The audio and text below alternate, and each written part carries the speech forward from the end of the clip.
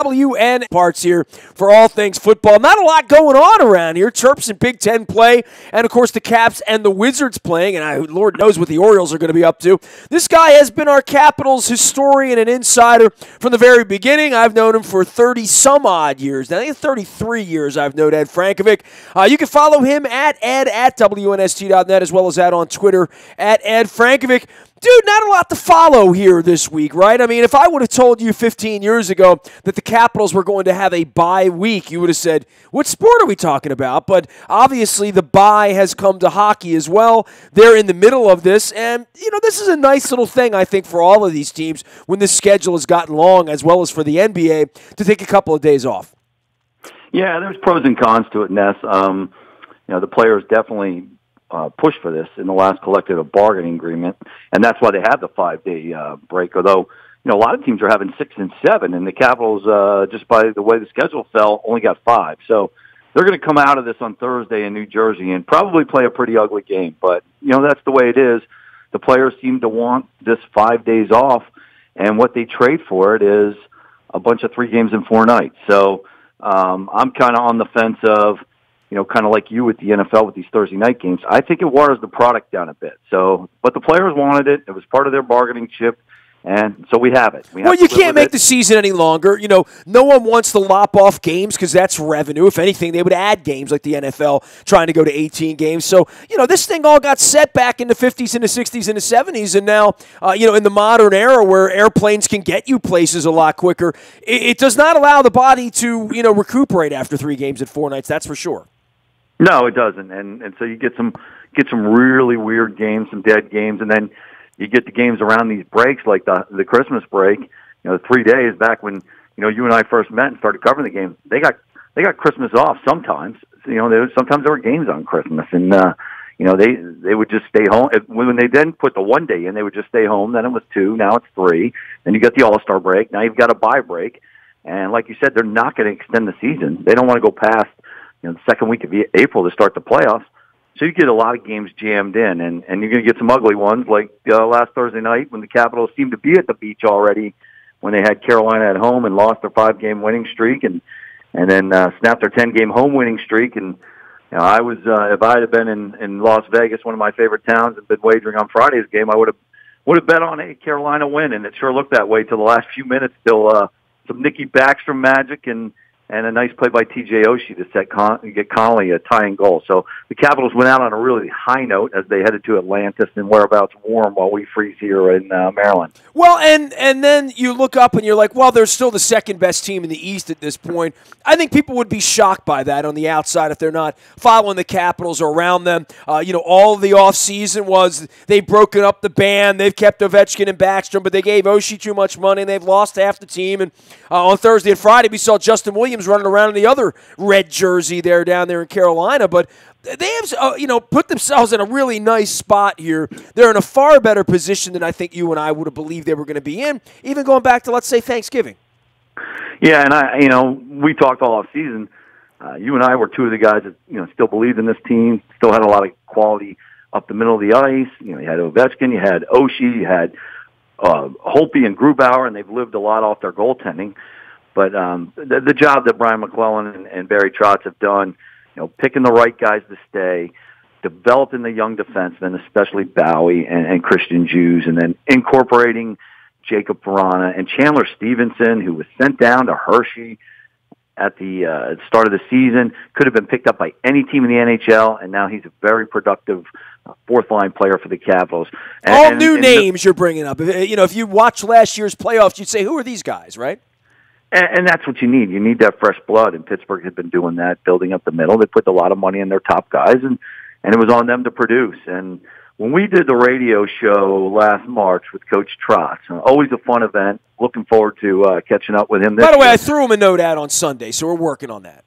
Excellent. And we were sitting there, and Coach Trotz says, Ovi's kind of been chasing his conditioning all season. And so that was kind of if it was an omen of what was going to happen in the playoffs, because he gets hurt in the playoffs, not 100%. They lose to Pittsburgh, even though they outplayed Pittsburgh. Great goaltending by Fleury. But it's a different Ovechkin this year. And last year, he was playing 16, 17 minutes. I look at the box score Friday night regulation game. he played 22-43. I mean, the Trotz is riding the stars, and that's what you have to do in this league now because parity is here. Pete Rozelle was the commissioner of the NHL. He'd be loving it. So you're right. They're sitting much better than I thought they would. I had them pegged at 100 to 105 points, and who knows, at the end of the year they could still be there, but it's looking like they're going to be higher. They're playing extremely well. They still have a lot of room for improvement. Anyway, Andre Burakovsky has less than 5 goals. If you told me that, you and I talked on October 1, you said Andre Burakovsky's not even going to have 5 goals on January 17th or mid-January. I just said, this team's not going to be very good. But look where they are. And so they have room to still keep getting better in their game. So it's very encouraging times for Caps fans, and I think we need it around here right now. Yeah, no doubt about it. He is Ed Frankovic, Ed at WNST.net. Yeah, I want to give you a minute just to stretch out on this Las Vegas story because you were following it from the beginning in the offseason, and we talked about the Capitals, maybe losing a goaltender. They did not. They lost a defenseman instead. This is an unprecedented thing, not just for hockey, but I think for any expansion team in the history of sports. I know Jacksonville got off to a nice start, as did Carolina 25 years ago when they came into the NFL. But this Vegas Golden Knight thing as a number 1 seed getting up into February, it's incredible what's happened out there. It really is, and I didn't realize how.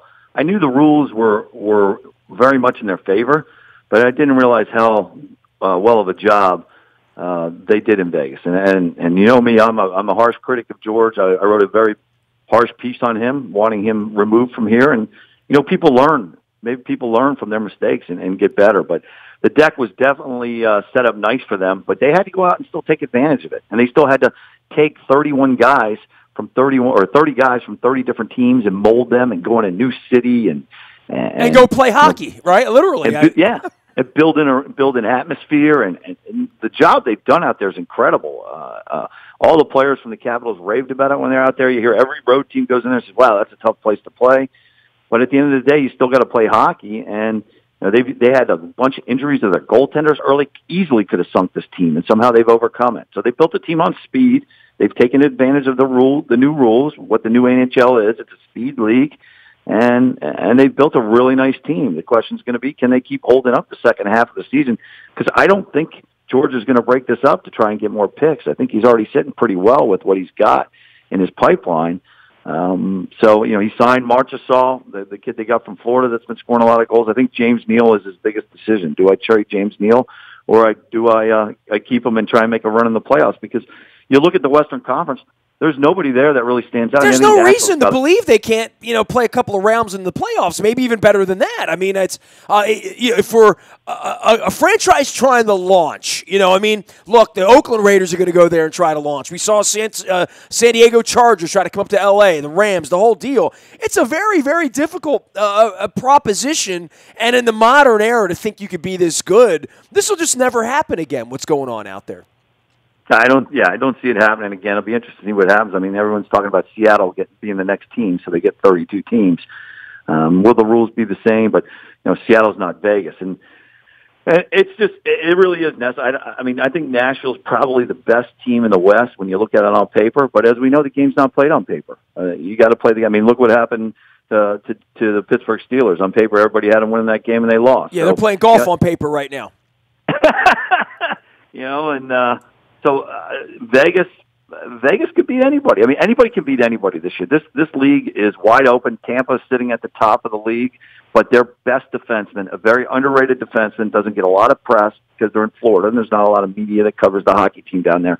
Victor Hedman's out 3 to 6 weeks with a knee injury that didn't look really good. They were actually very happy that it was only 3 to 6 weeks, but it's going to be interesting to see how he heals up and returns if he can get back to 100%, because he is a real key for Tampa. And that really evens things out again. So Pittsburgh Penguins starting to make a little bit of noise, starting to get their game a little bit together. The Rangers have had a bunch of injuries. The Chris Kreider thing's really sunk them.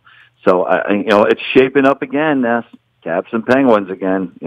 Second round showdown seems to be imminent, but we still got 37 games or so to go. Well, I tell you what, we'll be holding on here. The Caps get back out onto the ice on Thursday night. It is sort of a long bye week for them. You can find Ed Frankovic out on Twitter at Ed Frankovic, as well as Ed at WNST.net. For the weekend, it's Jersey on Thursday night on the road up at Prudential. Come back home on Friday against Canadiens. And then Sunday, an afternoon game before the football gets going at 12:30 against the dreaded Philadelphia Flyers down there in D.C. My wife and I might come down and get a little brunch, go to a hockey game on Sunday. Always fun beating up on the Flyers, Eddie. You know, yes, I had this game circled on my calendar because it's my son's 8th birthday, and you know how my schedule is. So my son gets scheduled for a jamboree up in Hagerstown on Sunday morning. So my original plan to take my son, go see the Caps whip up on my least favorite hockey team, probably my least favorite team in sports, the Flyers. And well, especially now that the Steelers are eliminated, right? So yeah, the Steelers and Flyers are right there on the top of my list, and throw the Yankees in there too when it comes to sports teams growing up around here. But that would be a good one. It's always fun to play the Flyers. And the Flyers put a big whipping on the Caps early in the year. Hopefully they remember that. The Flyers are playing some pretty decent hockey right now. They knocked off the Devils over the weekend. Of course, the Devils were coming off their bye week. These teams coming off the bye week, it's just like they don't practice. They've been drinking beer. They've been in the islands for several days. It's come back with a tan, exactly. Go into an ice rink. Yeah, so Thursday night, it's going to be a little sloppy. I expect a better outing Friday against the Canadiens, and then, the Flyers on Sunday. Always fun playing the Flyers. Love it. All right, Caps getting it going again. They are 28-14-3, good enough for second place in the Eastern Conference right now with 59 points. Tampa Bay is the clubhouse leader right now, and I have a feeling they'll be seeing some likes of the Maple Leafs, maybe even this Devils team during the playoffs as well. You can find Ed Frankovic out on Twitter as well as Ed at WNST.net. Anything you want to say about Stephon Diggs or the Vikings or the Miracles? I mean, we've seen a lot of miracles, and I know we talked about the Jacoby Jones thing. I'm releasing Purple Rain 2 every day, a chapter a day, and I've had some Jacoby Jones pictures, but boy, that Stephon Diggs thing may trump the Mile High Miracle at this point, right? Just incredible, and I think the NFL really needed that fourth quarter. That was pretty crazy stuff, and I was.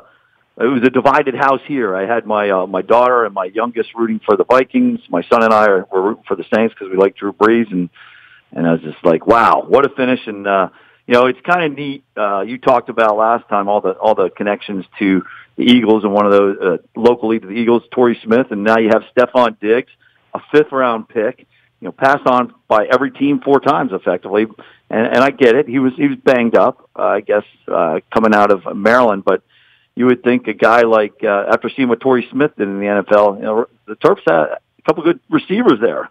And so it's going to be fun. Diggs against Smith, Eagles and Vikings. Vikings try. How many Super Bowls have the Vikings lost? 4? Well, I mean, I remember that. Let's see, they lost the Steelers one. It was the first Super Bowl I ever saw. They lost one to. Did they lose to the Chiefs? Yeah, they lost to the Chiefs. They lost to the Chiefs. Yeah. I mean, we were going back to like Super Bowl 1, 2, 3, 4, and 5 here. You're going back to Fran Tarkenton and in the Purple People Eaters, but they haven't been in one in my adulthood for sure. I mean, closest we came was the Billick Day back in '98, which is 20 years ago now. Yeah, exactly. It's been when Gary Anderson missed the field goal. Denny Green, Randall Cunningham. He makes that field goal. We don't get Brian Billick, I don't think. Well, we don't get him for 2 weeks. That. Yeah, I think David was going to wait on him. Oh, he was. Well, yeah, they weren't going to hire Chris Palmer. I don't think that was going to be the deal. Thank goodness, huh? It all worked out all right. Hey, man, always good to visit with you. Stay warm here this week. We'll get you back into an ice rink by the weekend, all right? Absolutely, Ness. Always a pleasure, and enjoy talking about the sports. There's a lot of fun stuff happening right now. Including the Terps taking to the hardwood this week as well. Ed will be monitoring all things Capitals beginning on Thursday night. The Caps in the middle of a mini bye and in the middle of another really, really solid campaign down there in D.C. We'll get back onto the Frozen Pond. We're going to be previewing all things NFC and AFC Championship game this week. The aforementioned Purple Rain 2 being released on a daily basis out at WNST.net. And don't forget, we're in Minnesota Week after next, doing all things Super Bowl 52 coverage. The Ray Lewis Hall of Fame announcement will be on Saturday, February the 3rd. We expect fully to be running buses out to Canton for the Pro Football Hall of Fame. That's August 2nd, 3rd, 4th, and 5th this summer. All the information will be up at WNST.net. If you want to get on the interest list to go to Canton with us for the Ray Lewis bus, just throw me an email, nasty@WNST.net. I am finalizing those plans now. I'm out on Facebook, Twitter, LinkedIn, Snapchat, Instagram, streaming live on our Facebook, as well as our YouTube WNSTV channel. Anything you missed, you can find in the buyatoyota.com audio vault 24 hours a day from anywhere in the world on your mobile device by downloading the TuneIn radio app. We do come in crystal clear from anywhere in the world. Dennis Colossus will be here on Thursday. He will be driving you home. It is the SSV on WNST. That's all brought to you by Coons Ford of Security Boulevard. And if the Orioles decide to deal Manny Machado off to the Arizona Diamondbacks, you'll get it first on the WNST Tech Service. It's all brought to you by Coons Ford, and Dennis is here on Thursday from 3 until 5, the SSV on WNST, driving you home. I am Nestor, driving you crazy here. You can find me out anywhere the internet is served and always an email away, nasty@WNST.net. We are WNST.net, AM 1570, and WNST Towson, Baltimore, and we never stop talking Baltimore sports.